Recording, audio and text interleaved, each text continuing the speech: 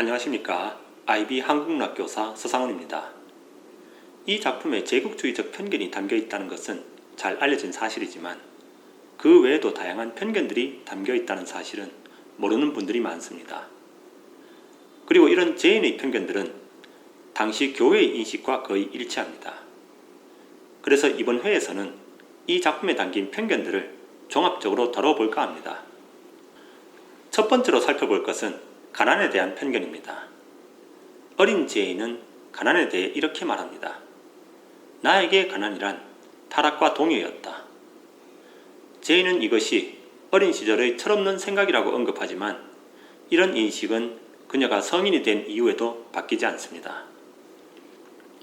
나중에 손필드를 떠나서 무어하우스로 가는 도중에 굶주림에 지친 제인은 극빈자 무덤에서 썩어가는 것보다는 차라리 길거리에서 까마귀 떼에게 뜯어먹히는 게 더 나아 라고 말합니다. 당시 교회는 가난을 정신적 타락과 동일시했었습니다. 그 때문인지 제인 역시 가난한 사람들을 타락한 사람으로 바라봅니다. 두 번째로 살펴볼 것은 신분에 대한 편견입니다. 손필드에서 로체스터를 사랑하게 되면서 제인은 절대 그를 사랑해서는 안 된다고 다짐합니다. 그때 제인은 스스로에게 이렇게 말합니다. 그는 너와 같은 계급의 사람이 아니야. 제발 분수를 지켜. 그녀가 일관되게 추구하는 원칙이 바로 이 신분과 책임입니다. 왜냐하면 그녀는 자기 부모님의 불행한 죽음 역시 신분을 초월한 결혼 때문이라고 생각하고 있기 때문입니다. 세 번째로 살펴볼 것은 프랑스에 대한 편견입니다. 당시 프랑스는 개혁의 바람이 시작된 곳입니다. 그 때문인지 작가는 프랑스를 특히 부정적으로 묘사하고 있습니다. 프랑스에 대한 편견은 주로 제인의 학생인 아델러를 통해 나타납니다. 로체스터는 아델러를 영국으로 데려온 과정을 이야기하면서 파리의 시궁창에서 영국의 건강한 토양으로 데려왔다고 표현합니다. 제인 역시 아델러의 출생 배경을 들은 후에 그녀의 성격을 묘사하면서 영국인의 심성과는 어울리지 않는 천박한 심성이 엿보인다고 말합니다. 이처럼 이 소설에서 프랑스는 항상 시궁창이나 천박함으로 묘사됩니다. 그리고 제인은 무어하우스에서 농부의 딸들을 가르치면서 자신의 사회적 신분이 추락했다고 괴로워하면서도 마르세유의 바보의 천국에서 노예가 되어 후회와 치욕의 눈물을 흘리면서 사는 것보다는 건강한 영국의 시골에서 자유롭고 정직하게 사는 것이 더 낫다고 말합니다.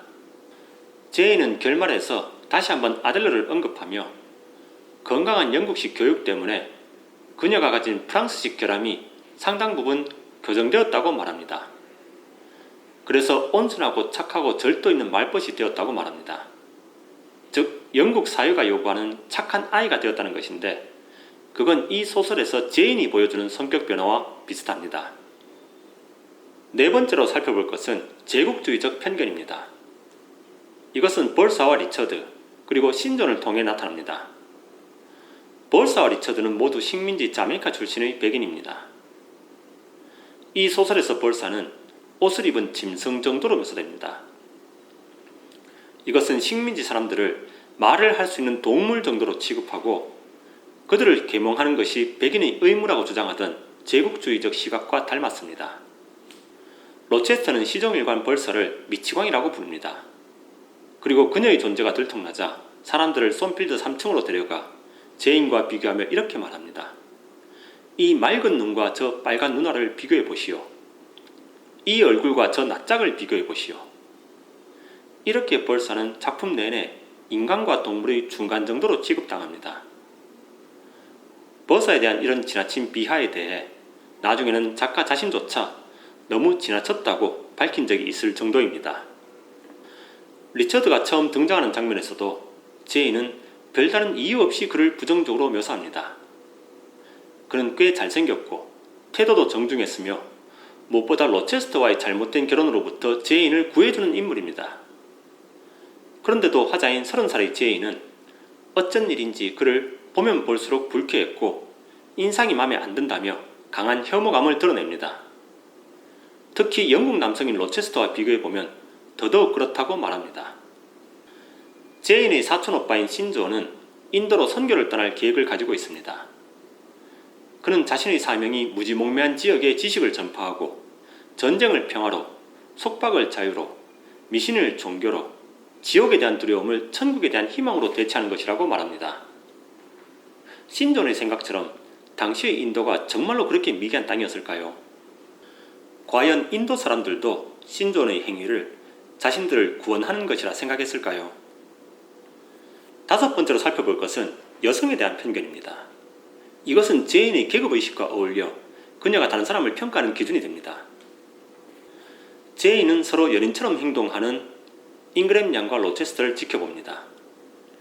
잉그램 양은 로체스터의 재산을, 로체스터는 잉그램 양의 신분을 원합니다.